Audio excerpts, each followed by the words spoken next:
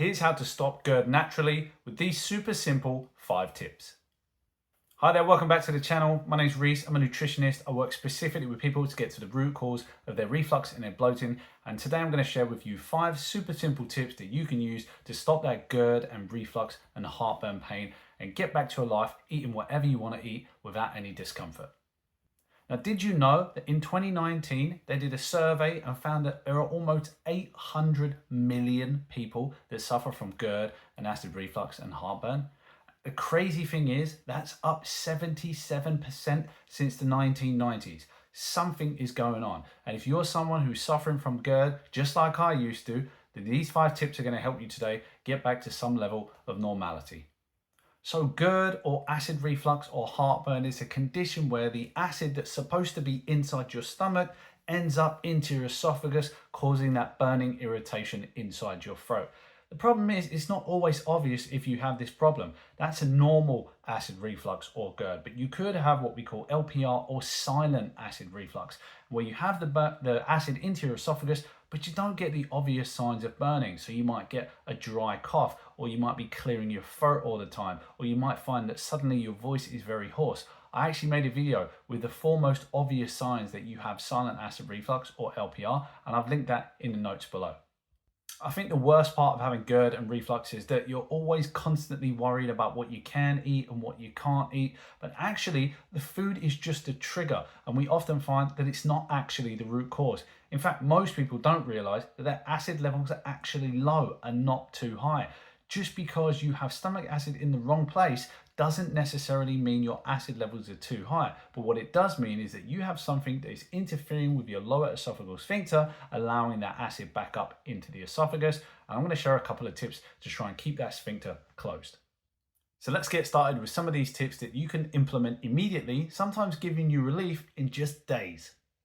The first tip is that I would eat your larger meals in the earlier part of the day. As the sun goes down, your digestive system ends up in slow mode. It's not that it stops completely, it's just not ready for large amounts of food. So where they say breakfast like a king and dinner like a pauper would be a fantastic way to consume your food. I would have my larger meals in the earlier part of the day when the stomach acid is highest, and I would have the smaller meals towards the end of the day when my stomach acid is lowest. Remember, most people's acid is caused by low acid levels. And that's because when you don't have sufficient acid inside your stomach, that lower esophageal sphincter doesn't close properly, or you have something like a H. pylori bacterial infection that is suppressing your acid levels, and it always appears to be worse at night. So tip number 1, make sure you have your larger meals in the earlier part of the day. Tip number 2, and this might cause a few problems for people, but it's alcohol, and I would completely avoid it if you have acid reflux.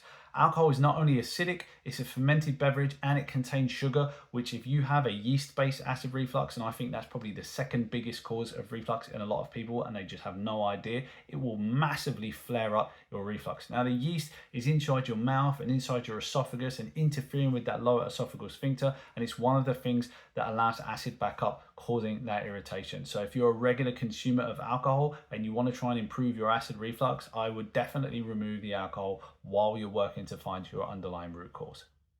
Tip number 3, easy on the citrus and the tomato. Now again, they're not causing your acid reflux, they're not your root cause problem, but they can absolutely trigger you if you are sensitive or if you're currently having a reflux flare-up. Remember, the acidic levels of lime and grapefruits and lemons and orange, they can definitely irritate the esophagus, and the same with tomatoes. In fact, if you love tomatoes and you can't live without them, I would go for some low acid tomatoes, and I may even add a little bit of baking soda in as well, and that will reduce the acidity of their dish. But remember, don't use too much baking soda, otherwise it will completely ruin your dish.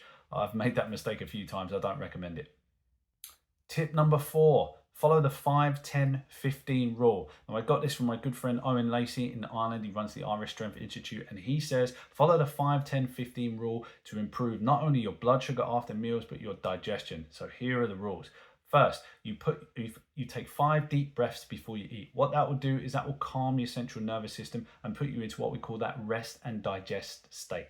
Then you want to put your knife and fork down 10 times during your meal, and this is because we want you to chew. Remember, as soon as you swallow, if you've not chewed enough, the stomach has to work harder. It has to make more acid. It has to work significantly harder to break down the food that your mouth should have done. Also, chewing releases something called salivary amylase, and that will help you break down the carbohydrates in your meals, making it easier on your digestive system further on.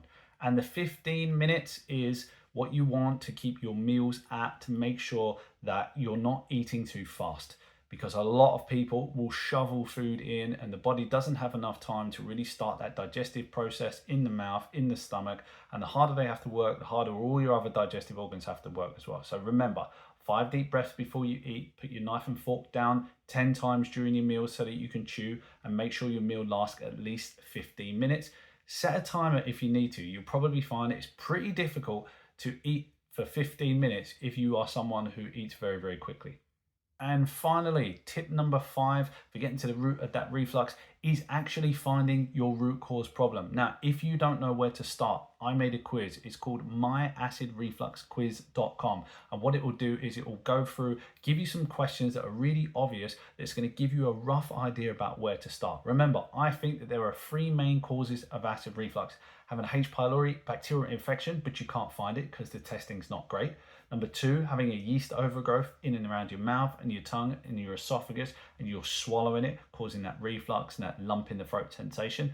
And the 3rd one is not having a gallbladder. And did you know that H. pylori can infect the gallbladder, but it can also cause gallstones? And I think it's one of the hidden reasons that so many people have to have their gallbladder removed.